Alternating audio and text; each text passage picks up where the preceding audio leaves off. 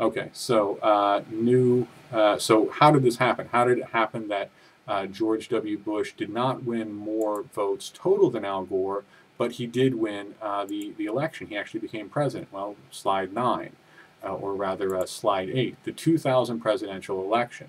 George W. Bush won 271 Electoral College votes.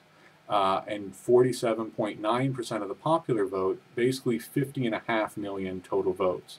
Okay, Al Gore won 266 Electoral College votes. So 266 to George W. Bush's 271. He lost in the Electoral College, won 48.4% of the vote. So basically 1/2 of a percentage point more than George W. Bush, and he basically won just under 51 million.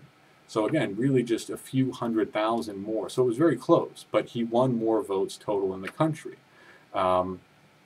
How did he not win more Electoral College votes? Well, of course, Ralph Nader also ran. He didn't win the most So again, the way that the Electoral College works is if you win the most votes in any one state, you get all of that state's Electoral College votes. Nader didn't win enough in any state to get their Electoral College votes. He had 0 votes in the Electoral College, less than 3% of the vote overall, less than 3 million votes total. But look at Florida. Florida, a fairly populous state, has something like 27 electoral votes. Look at Florida. Bush, 2,912,790. Statistically, if you round off at the first decimal, 48.8%. Gore, 2,912,000, so still the same as Bush, 253. Again, statistically, it's the same if you round off at the first decimal point, 48.8%. So there you see Al Gore lost by something like 500 votes in Florida. So it's obviously very close. Nader picked up less than 100,000 votes, but most people agree almost everybody who voted for Nader would have voted for Gore had they not voted for Nader.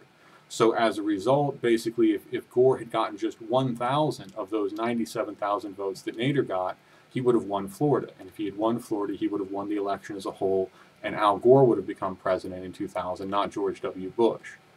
So if you want to see what that looks like, slide 10, the Electoral College Map 2000.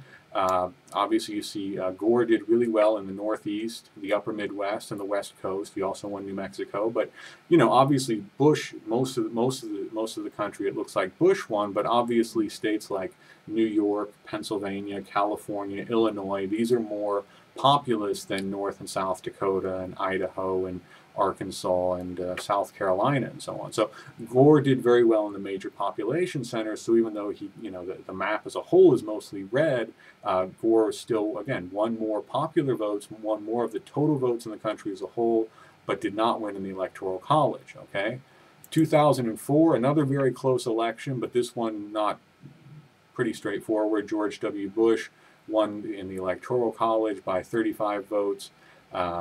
Won, pretty solidly, won, more than 1% of the popular vote, several million votes.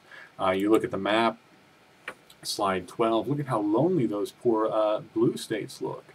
There's so few of them, even fewer than last time. So it was really just basically Northeast, the Upper Midwest, though fewer states in the Upper Midwest than for Gore, and then the West Coast, and this time no New Mexico. And Hawaii, though. Okay, 2008 election, this was something of a landslide. Barack Obama won in the Electoral College, 365 votes to John McCain's 173, so he won by almost 200 Electoral College votes. And in the popular vote, he won almost 53% with 69.5 million, compared to McCain's 45.7% with just about 60 million. So 69.5 to 60, won by basically 9 million votes plus.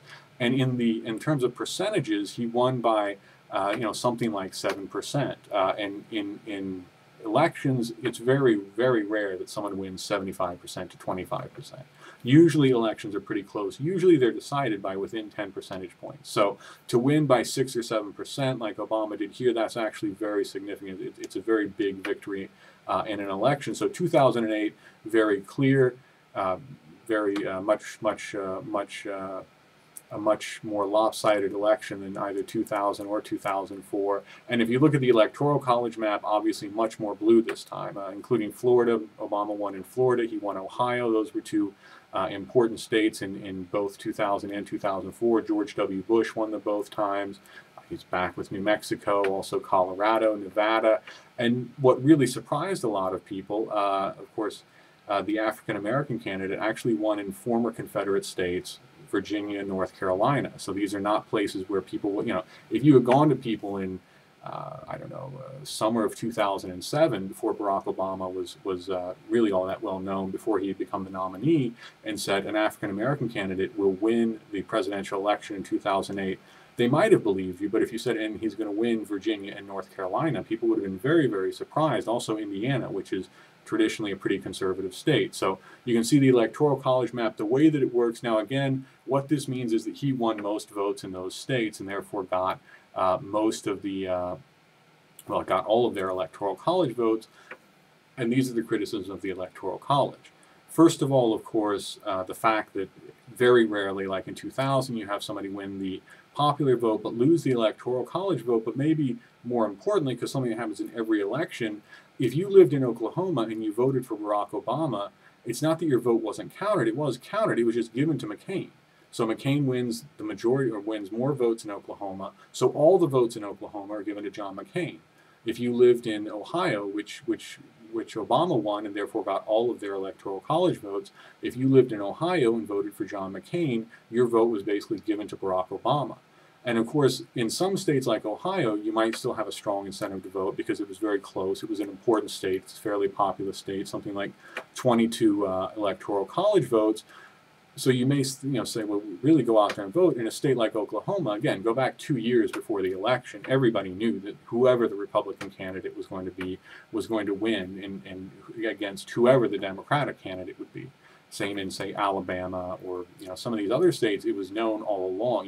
You just knew that whoever was going to be the Republican was going to beat whoever was going to be the Democrat, and therefore, also in the case of Oklahoma, all 7 electoral votes would go to the Republican candidate. So if you lived in Oklahoma, you had much less reason to actually vote in that election because you already knew what the outcome was going to be. So there wasn't as much reason as if you were just counting all the votes.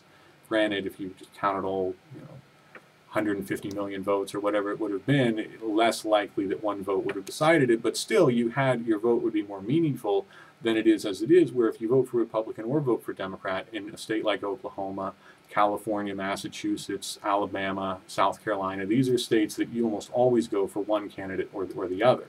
So there's much less reason to vote. And again, if you vote against the candidate, if you vote for the candidate that loses in that state, not only is your vote effectively not counted, it actually is counted, but it's given to the other person. So this is one of the major and obviously fairly convincing criticisms of the Electoral College. So.